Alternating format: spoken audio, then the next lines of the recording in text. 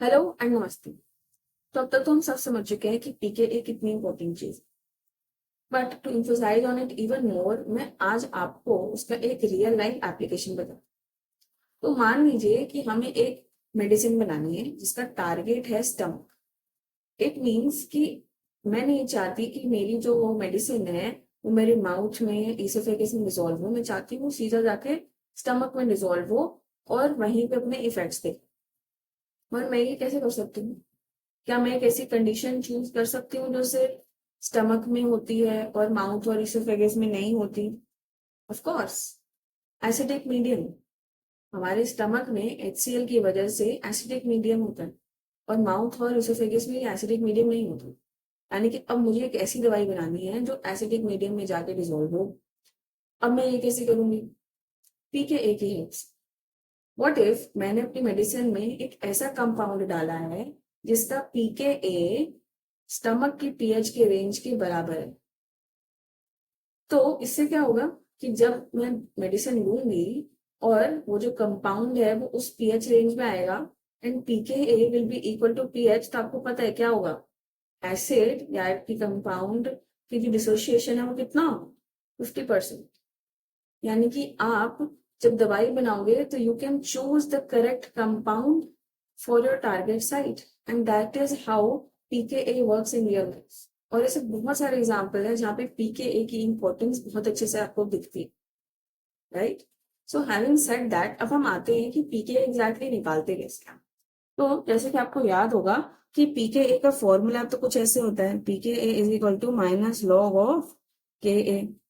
But आपको ये भी याद होगा, मैंने बोला था कि पीके हम वीक एसिड्स का निकालते हैं और वीक एसिड्स का ये के तो है नहीं, राइट? तो अगर वीक एसिड्स का के नहीं है तो क्या हम इस फॉर्मूले से वीक एसिड्स का पीके निकाल सकते हैं? जी नहीं। तो अब हम कैसे निकालेंगे? एक एक्सपेरिमेंट से। तो हम वीक एसिड्स का पीके एक्सपेरिमेंटल मेथड से निकालते हैं। Now you will ask which experiment? दिख ही रहा होगा आपको स्क्रीन पे, इट्स टाइट्रेशन। नाउ टाइट्रेशन क्या होता है? Titration is quantitative analysis. इन दोनों शब्द का मतलब समझ लेते हैं। एनालिसिस का मतलब होता है ये समझना कि आप किस चीज को कैसे एनालाइज करते हो। किसी भी चीज के बारे में जानना, किसी चीज के बारे में समझना, उसको हम बोलते हैं एनालिसिस, राइट?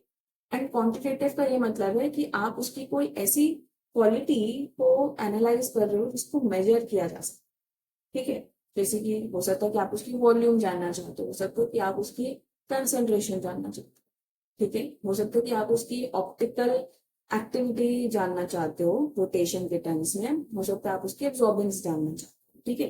तो कोई भी ऐसी चीज को जानना या समझना जिसको मेजर किया जा सकता है उसको हम बोलते हैं क्वांटिटेटिव एनालिसिस, ठीक है? तो टाइट्रेशन की हेल्प से हम यूजुअली किसी भी चीज की कंसेंट्रेशन को जानने की कोशिश करते हैं, राइट?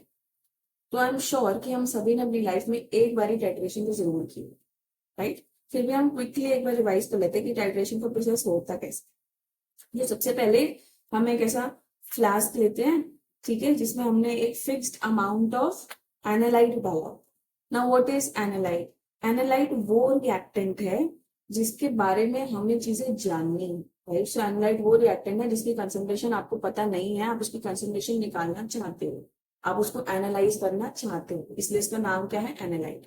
तो हम अपने फ्लास्क में एक फिक्स्ड अमाउंट ऑफ एनालाइट डालते हैं और फिर उसको स्टैंड पे रखते हैं जिसके पास एक क्लैंप है और क्लैंप से हमारे पास क्या जुड़ा हुआ है? Burette. It is this long tube. और ब्यूरेट के अंदर हम अपने डालते हैं टाइट्रेंट। टाइट्रेंट वो रिएक्टेंट है इस केमिकल रिएक्शन का जिसकी कंसेंट्रेशन आपको पता है और जिसकी हेल्प से आप एनालाइट की कंसेंट्रेशन निकालो। Okay? So titrant is that. So अब फिर ये स्टॉपवॉक है जिसको आप ऑन ऑफ करके अपने अकॉर्डिंगली आपको कितना टाइट्रेंट डालना है एनालाइट के अंदर वो आप डाल देते हो। सो नोट दैट कि जब ये एनालाइट और टाइट्रेंट का जो कॉम्बो है ये एसिड और बेस का पेयर होता है तब हम इसे एसिड बेस टाइट्रेशन बोलते हैं। जैसे कि अगर मैंने अपने फ्लास्क में एक वीक एसिड लिया है तो मैंने टाइट्रेंट को एक स्ट्रॉन्ग बेस लूंगी, या फिर अगर मैंने अपने एनालाइट को एक वीक बेस लिया है तो हमने टाइट्रेंट को एक स्ट्रॉन्ग एसिड लिया। तो हर केस में एसिड बेस का पेयर बन रहा है। तो ऐसे टाइट्रेशन को हम बोलते हैं एसिड बेस टाइट्रेशन, राइट। एक और चीज अबाउट टाइट्रेशन कि हमें पता कैसे चलेगा कि भाई टाइट्रेशन ओवर हो गई है, हमें पता कैसे चलेगा कि स्टार्ट हो गई, क्योंकि हमें कंसेंट्रेशन या हमें आयंस मूव करते हुए ये सब हमें नहीं दिखते, राइट। तो हमें विजुअलाइज करने के लिए कोई चीज डालनी पड़ती है जिसको हम बोलते हैं इंडिकेटर, ठीक है। सो आप इंडिकेटर डालते हो, सो बिफोर टाइट्रेशन इंडिकेटर का कुछ अलग कलर होता है, और जब टाइट्रेशन खत्म हो जाती है तो इंडिकेटर चेंजेस इट्स कलर, और इस तरह से आपको दिखता है अनदर कलर, तो आपको पता चलता है कि यहाँ पे मेरी टाइट्रेशन एंड हो चुकी है, राइट। ओके, तो ये तो सारे थे टाइट्रेशन से रिलेटेड कीवर्ड्स। अब हम ये समझ लेते हैं कि टाइट्रेशन का मैकेनिज्म क्या होता है, कि टाइट्रेशन एग्जैक्टली वर्क कैसे करता है, ठीक है। बट उसको जानने से पहले मैं आपको एक सिचुएशन दे रही हूँ कि एक पुलिस स्टेशन है, और उस पुलिस स्टेशन में एक रूल है कि हर एक पुलिस ऑफिसर कम से कम एक चोर तो पकड़ के लाएगा ही, ठीक है। One police officer will bring one चोर, ओके। नो, इस रूल के अकॉर्डिंगली मान लो 2 साल बाद इस पुलिस स्टेशन में 20 पुलिस ऑफिसर हो गए, तो क्या आप मुझे बता सकते हो कि इस पुलिस स्टेशन में चोर कितने होंगे? ऑफ कोर्स 20 चोर होंगे, है ना, क्योंकि उन्होंने तो रूल सेट किया हुआ है कि भाई जितने पुलिस ऑफिसर है उनको एक चोर तो पकड़ के लाने ही लाना। तो इस रूल को अभी अपने माइंड के साइड में रख दो, ठीक है। अभी वापस आ जाते हैं हम टाइट्रेशन पे। तो हम एग्जैक्टली टाइट्रेशन कर क्यों रहे हैं? क्योंकि हमें क्या निकालना है, पीके। और आपको भी पता है कि पीके का क्या डिफाइन होता है, it is the measure of tendency of an acid to lose protons. यानी कि हमें ये पता लगाना है कि ये जो हम एसिड लेंगे ये कितने नंबर ऑफ प्रोटॉन्स निकाल रहा है, ठीक है, ये कितने नंबर ऑफ प्रोटॉन्स रिलीज कर रहा है। तो हमें एग्जैक्टली प्रोटॉन की कंसेंट्रेशन चाहिए, और यही प्रोटॉन्स को अगर मैं चोर मान लूं तो प्रोटॉन्स को पकड़ने के लिए मेरे को एक पुलिस भी चाहिए होगी। तो प्रोटॉन्स को पकड़ने के लिए पुलिस में मैं किसको ले रही हूँ, OH नेगेटिव आयंस को। क्यों? क्योंकि OH नेगेटिव आयंस और H प्लस आयंस आपस में न्यूट्रलाइज हो जाते हैं, right. So OH negative ions will always neutralize H plus ions. तो मैंने OH नेगेटिव आयंस को अपनी पुलिस मान ली, ठीक है।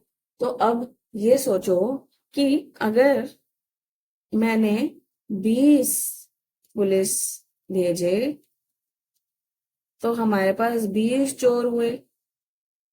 यही अगर मान लो मैंने 20 OH नेगेटिव आयंस भेजे, तो यानी कि कितने पकड़ लिए उसने, 220 H प्लस आयंस, यस और नो। इसी रूल को माइंड में रख के बोला है ना। तो इससे हमें ये पता चलता है कि अगर हमें H प्लस आयन की कंसेंट्रेशन निकालनी है तो मेरे को अगर OH नेगेटिव की कंसेंट्रेशन पता है तो मैं निकाल सकती हूँ, क्योंकि OH जो है वो H को पकड़ के लाएगा, तो जितने OH होंगे उतने ही H होंगे, राइट। तो इसीलिए हम एक वीक एसिड की कंसेंट्रेशन ढूंढने के लिए एक स्ट्रॉन्ग बेस का यूज करते हैं, समझ आया। तो इसलिए हम एक एनालाइट की कंसेंट्रेशन निकालने के लिए एक टाइट्रेंट का यूज करते हैं, okay. Now next question comes कि हमने ये जो बोला कि हम कंसेंट्रेशन कैलकुलेट कर लेते हैं बेस की वजह से एसिड की, तो हम एग्जैक्टली कैलकुलेट करते कैसे हैं, तो ये समझ लेते हैं। Let me just erase it quickly. हाँ जी, तो इसके लिए भी एक और सिचुएशन ले लेते हैं कि हम एग्जैक्टली कंसेंट्रेशन कैलकुलेट कैसे करते हैं। इसके लिए भी एक सिचुएशन है मेरे पास आपके लिए। मान लो कि मेरे को एक केक बनाना है और मेरे पास एक रेसिपी बुक है। जो रेसिपी बुक बोल रही है कि 1 कप मैदा लेना है हमें, और उस 1 कप मैदे में आप डाल दो 2 eggs। ये रेसिपी ने बोला है, ठीक है। लेकिन क्या है ना, मेरे को इतना ज्यादा केक नहीं चाहिए, मुझे सिर्फ एक मिनी केक बनाना है, छोटा सा केक बनाना है। तो मैंने क्या लिया, मैंने लिया 1/2 कप मैदा, ओके। और 1/2 कप मैदा के हिसाब से अकॉर्डिंग टू दिस रेसिपी मुझे कितने एग्स लेने चाहिए, 1 egg। एम आई राइट और एम आई रॉन्ग? समझ में आया? तो अब ये फिर से रेसिपी अपने माइंड में रखनी है और इसे अभी भेज दो अपने माइंड के साइड में, ठीक है। साइड में डाल दिया इसे, तो हमने इसको माइंड में भेज दिया। साइड में। अब हम फिर से वापस आ जाते हैं टाइट्रेशन। तो ये जो हमने रेसिपी देखी, यही रेसिपी जब हम केमिस्ट्री में यूज करते हैं तो इसका नाम चेंज हो जाता है, जिसको हम बोलते हैं स्टोशियोमेट्री।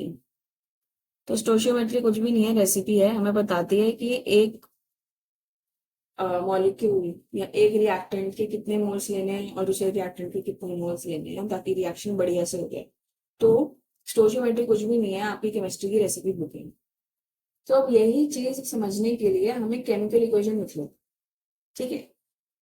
तो इस रिएक्शन में हमारे पास क्या क्या चीजें रिएक्ट कर रही हैं। एक तो टाइट्रेंट है, ठीक है, और दूसरा हमारे पास क्या है, हमारा एनालाइट। और दोनों मिलके क्या बना रहे हैं, एक प्रोडक्ट बना रहे हैं। अभी वो क्या प्रोडक्ट बना रहे हैं हमारा उससे लेना देना नहीं है, ठीक है। तो अभी इसी को एग्जांपल वाइज देखें तो आपको पता है हमारा टाइट्रेंट क्या है, एक स्ट्रॉन्ग बेस होने वाला है। तो स्ट्रॉन्ग बेस NaOH ले लेते हैं। और हमारा एनालाइट एक वीक एसिड होने वाला है, तो वीक एसिड हम ले लेते हैं एसिटिक एसिड CH3COH। ये कुछ प्रोडक्ट बनाएंगे जो अभी मेरे काम का नहीं है, तो मैं अभी प्रोडक्ट के बारे में बात नहीं करूँ। अभी मेरे लिए इंपॉर्टेंट है ये दो रिएक्टेंट्स। तो ये दो रिएक्टेंट्स जो है हमारी रेसिपी बुक के हिसाब से दो इंग्रेडिएंट्स का काम करते हैं। तो कितने NaOH के साथ मुझे कितना CH3COH चाहिए, 1 चाहिए। दिख रहा है कि नहीं दिख रहा। जब नहीं मेंशन होता आगे कोई कोफिशिएंट तो हम 1 मान के चलते हैं, right. So now according to this stoichiometry और दिस केमिकल इक्वेशन आपको पता चल गया कि एक NaOH के साथ एक CH3COH रिएक्ट करना है। और ये जो 1 लिखा है ना, ये 1 क्या दर्शाता है, what is this 1? Is this the concentration? No, this 1 means number of moles, ठीक है। यानी कि आपको पता चल गया कि हमारा जो टाइट्रेंट है उसके नंबर ऑफ मोल्स और हमारा जो एनालाइट है उसके नंबर ऑफ मोल्स इक्वल है। और जब नंबर ऑफ मोल्स इक्वल होते हैं तो हम इन दोनों की कंसेंट्रेशन भी निकाल सकते, मतलब नंबर ऑफ मोल्स की हेल्प से हम इनकी कंसेंट्रेशन निकालने वाले हैं। अब कैसे निकालने वाले हैं ये भी हम आगे देखते हैं।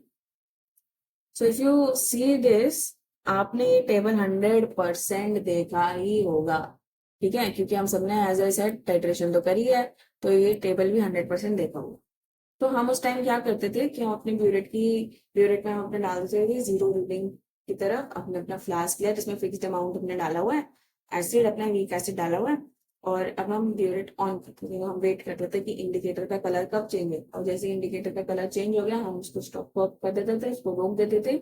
और फिर हम देखते थे कि कितनी वॉल्यूम यूज हुई, ठीक है। और हम एटलीस्ट 2-3 बार ये रिपीट करते थे ताकि हमें एक कॉन्करेंट वॉल्यूम है। कॉन्करेंट का मतलब है कि एक ही वॉल्यूम आनी चाहिए, बार बार रिपीट होनी चाहिए, ठीक है।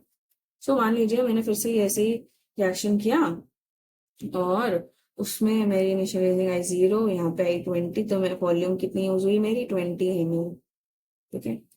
फिर से मैंने रिएक्शन किया 20 से करा, 40 से करा, फिर से वॉल्यूम आई 20 ml। फिर से रिएक्शन किया, 0 से स्टार्ट करते हैं 20, कितना आया वॉल्यूम 20 ml, राइट। फिर से मैंने करा एक बारी और टाइट्रेशन का प्रोसेस, तो 20 ml आई। तो मेरे को पता चल गया कि भाई मेरी कॉन्करेंट वॉल्यूम कितनी है, 20 ml, यस और नो।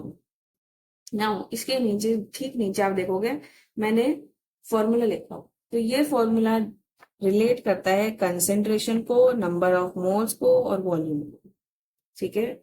और अब अगर आपको अपनी रेसिपी याद हो, लिख लेते हैं यहाँ पे अपनी हमारी रेसिपी साइड में। हमारी रेसिपी क्या थी, 1 NaOH के लिए हमें 1 CH3COH चाहिए, यानी कि मोल्स जो है वो बराबर हैं, नंबर ऑफ मोल्स इनके बराबर है ना। तो अगर ये जो फर्स्ट इक्वेशन है इसके अकॉर्डिंगली मैं NaOH के नंबर ऑफ मोल्स निकाल लूं तो कैसे, वॉल्यूम तो मैंने निकाल ली एक्सपेरिमेंट करके, कंकरेंट वॉल्यूम कितनी है 20 ml। कंसेंट्रेशन मुझे गिवन है बिकॉज टाइट्रेंट है, it is a known concentration, यहाँ पे ऊपर लिखिए 0.1 मोल। सो आपको क्या मिलेगा यहाँ से, नंबर ऑफ मोल्स मिलेगा, यस और नो, यस, ग्रेट। अब यही नंबर ऑफ मोल्स मैं CH3COH की कंसेंट्रेशन निकालने के लिए यूज कर सकती हूँ। क्योंकि अकॉर्डिंग टू दिस रेसिपी दोनों के नंबर ऑफ मोल्स तो सेम होने वाले हैं। तो यहाँ पे जो यहाँ से जो नंबर ऑफ मोल्स आएंगे वो मैं यहाँ वैल्यू पुट करूंगी। मोलैरिटी यानी कि कंसंट्रेशन तो हमें फाइंड आउट करनी ही है, और वॉल्यूम मुझे पता है क्योंकि मैंने वॉल्यूम फ्लास्क में फिक्स्ड वॉल्यूम ली थी। मान लो कि मैंने वो भी 20 ml ली थी, ठीक है। तो नंबर ऑफ मोल्स आप कैलकुलेट कर लोगे और उसको यहाँ पुट कर दोगे। उसके बाद वॉल्यूम आपको पता है, आपने फ्लास्क में 20 ml ली थी ऑलरेडी फिक्स, तो मोलैरिटी कितनी आएगी। So I want you guys to calculate this and comment your answers in the comment box, ठीक है। Now if you look on the right hand side of this page, आपको एक graph दिखेगा, और यही ग्राफ अभी हम प्लॉट करने वाले हैं, ठीक है। लेकिन उससे पहले मैं आपको इस ग्राफ से इंट्रोड्यूस कराना चाहती हूँ। तो अगर आप इस ग्राफ की वाई एक्सिस पे देखो तो क्या मेंशन्ड है, पीएच, ठीक है। तो यहाँ पे पीएच क्यों मेंशन्ड है, क्योंकि जब हम ये टाइट्रेशन परफॉर्म करेंगे तो हम थोड़े थोड़े टाइम इंटरवल के बाद पीएच मीटर अपने फ्लास्क के अंदर डालेंगे और उसकी पीएच जो है वो चेक करने वाले, ठीक है। और उस हर एक टाइम इंटरवल हम पीएच के अकॉर्डिंगली यहाँ पे प्लॉट करेंगे, ठीक है। और यहाँ का अगर एक्स एक्सिस देखो तो आपको दिखेगा कि इक्विवेलेंस लिखा है। नाउ इक्विवेलेंस सुन के कंफ्यूज होने की जरूरत नहीं है, इक्विवेलेंस का मतलब वॉल्यूम ही है, ठीक है। So let me explain it to you like this. पहले ये वाला एरिया जल्दी से क्लियर कर लेते हैं, ठीक है, ताकि थोड़ी सी जगह मिल जाए अच्छे से समझने के लिए। होच पोच नहीं होना चाहिए, वो तो माइंड में भी ना खिचड़ी पक जाती है। तो जैसे ये ग्राफ बना हुआ है वैसे ही दो ग्राफ बना देते हैं, ठीक है। छोटे छोटे से बनाएंगे आपको समझाने के लिए। तो मान लीजिए जैसे अभी हमने एक टाइट्रेशन करी थी, उसमें मैंने देखा कि 20 ml तक मैंने टाइट्रेशन करी और फिर मेरी टाइट्रेशन का एंड पॉइंट आ गया था, इंडिकेटर में मैंने कलर बदल दिया था, ठीक है। तो यहाँ पे 0 मान लो, 1 2 3 ऐसे रीडिंग लिखते लिखते लिखते लिखते 20 ml आया। और ऐसे ही दूसरे बेस और दूसरे एसिड के साथ एक और मैंने टाइट्रेशन करी, लेकिन उसमें 15 ml में ही मेरा एंड पॉइंट रीच हो गया, ठीक है। उसमें मैं डालूंगी 0 1 2 3 again dot dot dot dot 15 ml यहाँ पे रीच हो गया। अब ये दोनों वॉल्यूम अलग अलग है, लेकिन अगर मैं इसको जनरलाइज करना चाहूँ तो मैं क्या कर सकती हूँ, मैं ये देख सकती हूँ कि कितना टाइट्रेशन कंप्लीट हुआ। कैसे, तो अगर आप इसके एंड पॉइंट पर जाओ तो आपको पता चलेगा कि यहाँ पे टाइट्रेशन कंप्लीट हो गया। यानी कि अगर टाइट्रेशन एक वेब सीरीज होती और उसके 8 एपिसोड होते तो उसके 8 के 8 एपिसोड अब यहाँ पे खत्म हो चुके हैं, यस और नो। तो जब 8/8 होता है तो हम क्या कहते हैं, 1। तो यहाँ पे जो इक्विवेलेंट पे 1 लिखा है ना, ये वही दर्शा रहा है कि यहाँ पे हमारी टाइट्रेशन जो है वो खत्म हो चुकी है। This is the end point of titration, okay. तो इक्विवेलेंस का मतलब है कितने पार्ट्स ऑफ टाइट्रेशन हो चुके हैं। मान लो यहीं पे अगर 10 ml आ रहा है, तो 10 ml का क्या मतलब है कि आपकी सीरीज के 8 एपिसोड है, उसमें से आपने 4 देख लिए। इसको आप और कैसे लिखोगे, 1/2। और इसको डेसिमल में कैसे लिखोगे, 0.5, यस और नो। तो ये 0.5 वही दर्शा रहा है कि आपकी टाइट्रेशन का हाफ पार्ट खत्म हो चुका है, या फिर आपकी टाइट्रेशन आधी अब यहाँ पे खत्म हो चुकी है। और ये 0 क्या दर्शा रहा है कि आपकी टाइट्रेशन अभी शुरू नहीं हुई, ठीक है। लेकिन अगर मैं इसको वॉल्यूम में लिखती तो मेरे को अलग अलग लिखना पड़ता, क्योंकि यहाँ ये वाली टाइट्रेशन तो 20 ml में खत्म हो रही है, ये वाली टाइट्रेशन 15 ml में खत्म हो रही है। तो इसी चीज को जनरलाइज करने के लिए सारे एसिड और सारे बेस के लिए हमने वॉल्यूम ना लिख के क्या लिखा है, इक्विवेलेंट्स लिखा है, जो ये दर्शा रहा है कि आपकी टाइट्रेशन का कितना पार्ट खत्म हो चुका है, वो हाफ खत्म हो चुकी है या वो फुल खत्म हो चुकी है, ठीक है। So this was important for you to understand and this was all about titration. अब हम नेक्स्ट पेज पे आते हैं जहां पे हम समझेंगे कि हम एग्जैक्टली टाइट्रेशन से पीके निकाल कैसे रहे हैं, ओके। तो इस पेज पे आपको रंग बिरंगी बीकर दिख रही होंगी और इन्हीं की हेल्प से मैं आपको समझाऊंगी कि हम टाइट्रेशन से पीके कैसे लिखें, ठीक है। लेकिन बिफोर दैट हम अपनी इक्वेशन लिख लेते हैं जो वर्कआउट होने वाली है यहाँ पे। तो हमें पता है कि CH3COH हमारे बीकर में प्रेजेंट है या फिर हमारे फ्लास्क में प्रेजेंट है। वीक एसिड है तो वीकली डिसोशिएट होगा, H+ और CH3CO नेगेटिव देगा, यस। और हमने ऊपर ब्यूरेट से NaOH भी डालेंगे, आई एम सॉरी, ये गलत क्यों है, कोई बता सकता है? ये जो मैंने एरो लगाया, why is this wrong? Because NaOH is a strong base and वो कंप्लीटली डिसोशिएट होगा, तो हम इक्विलिब्रियम नहीं लगा सकते, उसमें हम सीधा एरो लगाएंगे, राइट? तो Na plus and OH negative. अच्छा, और हम ये भी सीख चुके हैं कि ये जो OH नेगेटिव है, ये जो है H प्लस को पकड़ता है, भाई OH नेगेटिव तो पुलिस है और H प्लस क्या है, चोर है। यस, तो ये OH negative neutralises H plus, ये भी हमें पता है। Okay, now one more thing जिसमें मैं आपका ध्यान डालना चाहती हूँ, वो इन बीकर्स के कलर। आपको ये वाला बीकर दिख रहा होगा ब्लू कलर का, राइट? ये वाला बीकर भी दिख रहा होगा ब्लू कलर का, और ये वाला दिख रहा होगा पिंक कलर का। Why? This is showing the indicator colour, ठीक है? तो ब्लू का मतलब ये है कि अभी यहाँ पे टाइट्रेशन स्टार्ट नहीं है। अगेन इस वाले में भी ब्लू का मतलब ये है कि अभी टाइट्रेशन एंड नहीं हुई है, लेकिन यहाँ से भी पता चल रहा है कि टाइट्रेशन एंड पॉइंट पे आ चुकी है, ठीक है? तो you should notice the colour of this indicator and the beakers also. Okay, so अब जो हमने यहाँ पे लेबलिंग करी है, हम ये लिख लेते हैं कि हमारा एसिड क्या है, कॉन्जुगेट बेस क्या है, ठीक है? सो एसिड तो हमारा हमें पता है एसिटिक एसिड है, CH3O O, और H मैंने यहाँ पे ब्लैक से ड्रॉ किया है, ठीक है? तो हम H यहाँ पे ब्लैक से लिख देते हैं, this is my acid. We know हमारा कॉन्जुगेट बेस क्या है, इट इज CH3COO नेगेटिव, उसके लिए हमने पर्पल डॉट लिया है, ठीक है? Na हमारा Na प्लस हमारा रेड डॉट है एंड OH नेगेटिव हमारा ग्रीन डॉट। ओके, अब हम ना एक बार टाइट्रेशन का प्रोसेस समझते हैं क्या होने वाला है। मैंने अपना एक फ्लास्क लिया, उसमें fixed amount of weak acid डाला, ठीक है? अगेन उसको स्टैंड के नीचे डाला, उसके अंदर इंडिकेटर भी डाला हुआ, इंडिकेटर डालने के बाद ब्लू कलर, ठीक है? उसके बाद मैं क्या करूंगी कि मेरे पास एक ब्यूरेट का क्लैंप है, तो उसमें मैंने ऊपर ब्यूरेट लगा दिया, ब्यूरेट के अंदर मैंने NaOH डाला जिसकी कंसेंट्रेशन मेरे को पता। नाउ जब हमने अभी टाइट्रेशन स्टार्ट नहीं करी है, तो आप वहां पे देखोगे कि आपके बीकर में, आपके फ्लास्क में सबसे ज्यादा कंसंट्रेशन किसकी है? एसिड की है। दो आपको एसिड मॉलिक्यूल्स दिख रहे हैं अपने फर्स्ट बीकर पे, है ना?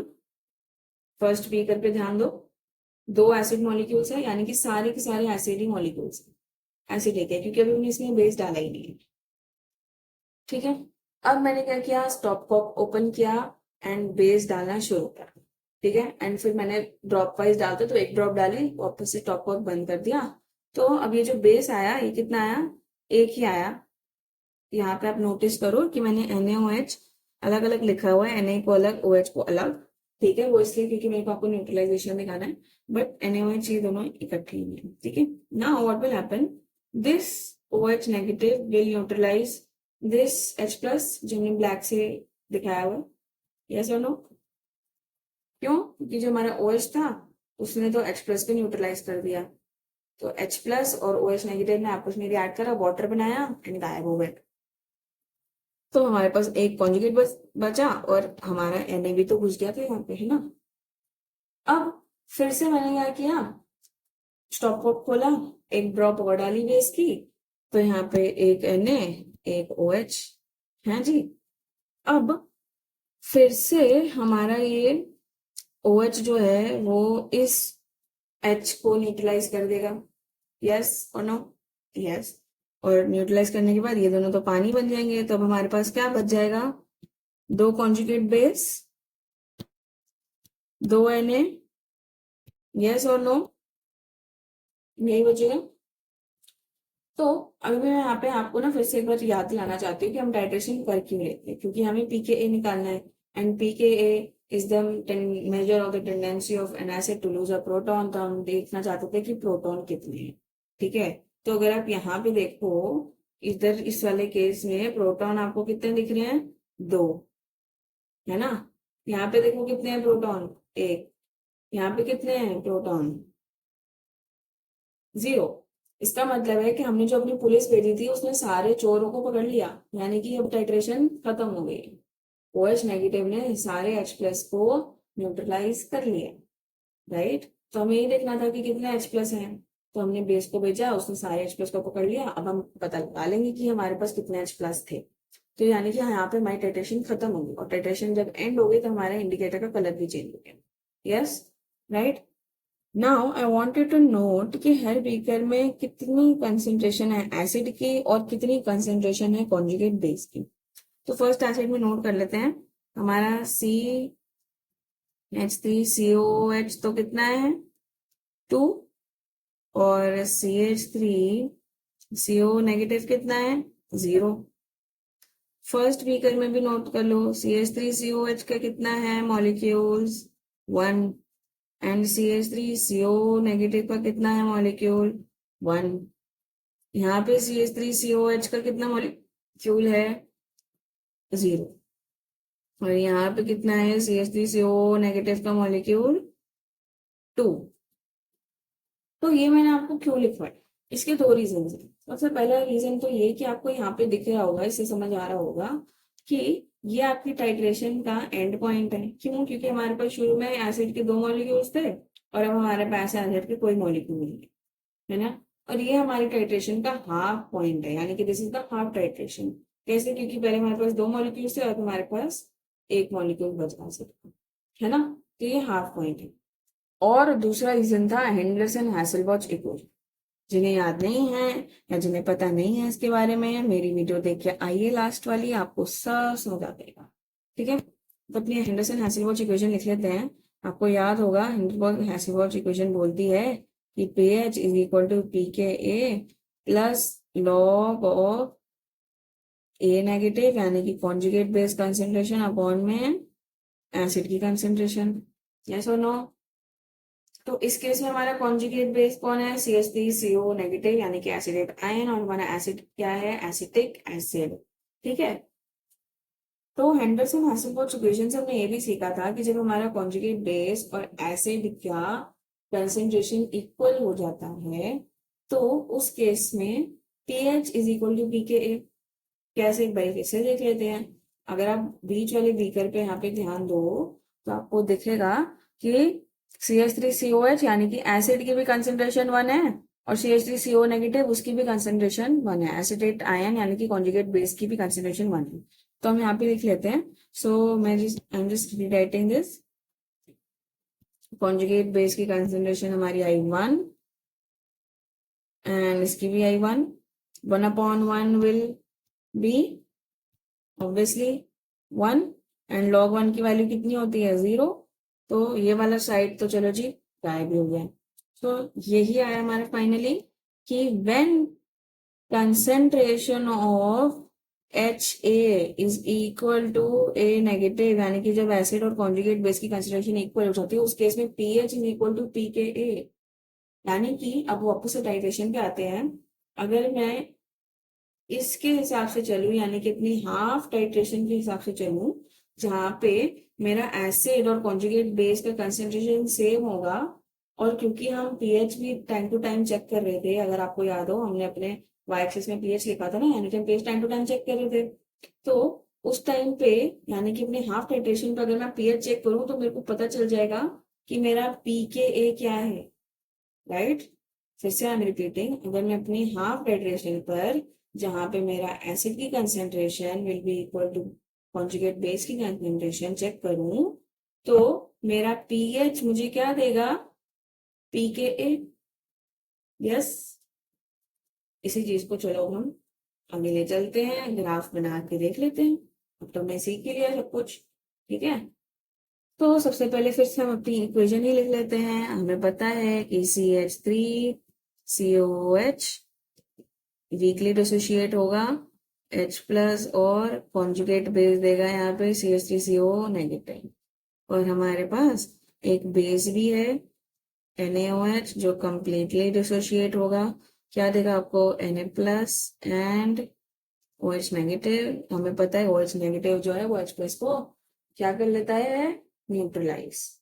बार बार क्यों बोल रही हूँ कि OH नेगेटिव जो है वो H प्लस को न्यूट्रलाइज कर देगा, क्योंकि अब आप देखो यहाँ पे कि जब OH नेगेटिव H प्लस को न्यूट्रलाइज कर देगा यानी कि H प्लस आयन की कंसेंट्रेशन लो जाने वाली है, और जब इसकी कंसेंट्रेशन लो जाएगी तो इक्विलिब्रियम जो है वो इस साइड शिफ्ट होएगा और इसकी कंसेंट्रेशन भी धीरे धीरे कम होती जाएगी, है ना। लेकिन किसकी कंसेंट्रेशन रेगुलरली बढ़ रही है नेगेटिव आयंस की, एसिटेट आयंस की, है ना। तो इसकी वजह से जब हम ग्राफ प्लॉट करेंगे तो आप देखोगे कि पीएच जो है वो धीरे धीरे बढ़ती जाएगी, ठीक है, क्योंकि हमारी एसिड की कंसेंट्रेशन लो हो रही है, H+ आयन की कंसेंट्रेशन भी लो हो रही है, लेकिन कॉन्जुगेट बेस की कंसेंट्रेशन तो रेगुलरली बढ़ती ही जा रही है। इसलिए आप देखोगे कि पीएच जो है वो धीरे धीरे बढ़ेगी जब हम ये ग्राफ प्लॉट करेंगे। ओके, नाउ मूविंग फॉरवर्ड एक और इक्वेशन लिख लेते हैं जो हमने यहाँ पे नहीं लिखी, जो हमारे काम की है, वो है हेंडरसन-हार्ट्ज इक्वेशन, pKa। इतना ही लिख रही हूँ मैं। व्हेन कंडीशन ऐड या कर रही हूँ यहाँ पे, HA concentration is equal to A negative concentration. इसका क्या मीनिंग है कि when CH3COOH concentration will be equal to CH3CO negative concentration, ठीक है, यही मतलब है। तो उस केस में pH will be equal to pKa। तो अब हम अपना ग्राफ प्लॉट कर लेते हैं। तो टाइट्रेशन के शुरू में हमारा जो बीकर है, जो हमारा फ्लास्क है, उसमें एसिड है, तो उस टाइम पे तो एसिडिक ही पीएच होने वाली है, यानी कि लो पीएच होगी, है ना। फिर अब मैंने बेस डालना शुरू करा, और जब हम बेस डालेंगे तो मैंने सीख लिया कि बेस डालने से H+ आयन की कंसेंट्रेशन लो होने वाली है। इसकी वजह से इक्विलिब्रियम जो है आगे शिफ्ट करेगा, तो इसकी कंसेंट्रेशन भी लो हो जाएगी, और इसको तो रेगुलरली OH नेगेटिव पकड़ता रहेगा, तो फ्री फंड में सिर्फ इसी की कंसेंट्रेशन बढ़ती जाएगी, जिसकी वजह से हमारा पीएच भी धीरे धीरे बढ़ता जाएगा। अब क्योंकि ये पीएच धीरे धीरे बढ़ रहा है, बिकॉज इक्विलिब्रियम है, वीकली डिसोशिएट हो रहा है, इसलिए we will see a sigmoidal graph, ठीक है। This is how you will see. Wait, let me redraw it, because हमें यहाँ पे एंड टाइट्रेशन को पहुंचना है ना। यहाँ दिस इज आवर एंड। आपको याद है हमने अभी सीखा था कि ये हमारा एंड है, ये हमारा हाफ टाइट्रेशन, ठीक है। सो नाउ अब मैं इस ग्राफ में ना कुछ चीजें लेबल करना चाहती हूँ, जैसे कि ये जो हमारा रीजन है, यहाँ पे एसिडिक कंसेंट्रेशन ज्यादा रहने वाली है, क्योंकि अभी इस टाइम पे तो बीकर में एसिड ज्यादा है, हमारे फ्लास्क में एसिड ज्यादा है, ठीक है। और हमने ये भी देखा था, जो हमने अभी पिछले पेज पे डायग्राम देखा, उसके अकॉर्डिंगली कि हमारा जब टाइट्रेशन ओवर हो जाता है उस केस में सबसे ज्यादा कंसेंट्रेशन किसकी थी, CH3CO नेगेटिव की थी। तो ये भी मेरे को पता चल गया कि एंड टाइट्रेशन में CH3CO नेगेटिव की कंसेंट्रेशन हाई होती है, और टाइट्रेशन के शुरू में एसिड की कंसेंट्रेशन हाई होती है। लेकिन डू यू रिमेम्बर कि टाइट्रेशन के हाफ पॉइंट पे, यानी कि इधर यहाँ पे किसकी कंसेंट्रेशन हाई होती है, किसी की भी नहीं।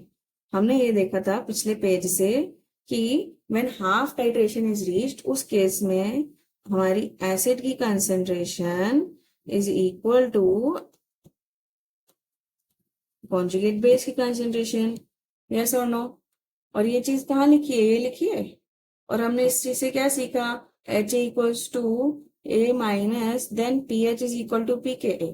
तो अगर मैं इस पॉइंट पे pH निकाल लूं तो इस तरीके से pH, और यही pH will be equal to what, pKa, ठीक है। तो इस ग्राफ के हिसाब से, तो क्योंकि ये रफली ड्रॉ हुआ है, आपको pKa 5 दिख रहा है। हाउएवर जब हम एसिटिक एसिड का pKa लेते हैं तो आता है 4.27, ठीक है। So remember this is not exactly correct, क्योंकि हमने रफली ड्रॉ करा है। एसिटिक एसिड का pKa होता है 4.27, राइट। सो ऐसे हम एक एसिड बेस्ड टाइट्रेशन का ग्राफ प्लॉट करते हैं, और उससे हम pKa आइडेंटिफाई करते हैं, राइट। तो I hope this was clear. Make sure कि आपके सारे कॉन्सेप्ट्स क्लियर रहते हैं। कोई भी आपको डाउट है तो आप कमेंट बॉक्स में लिख सकते हो, and I will help you out, right. So this was all for this video. See you soon.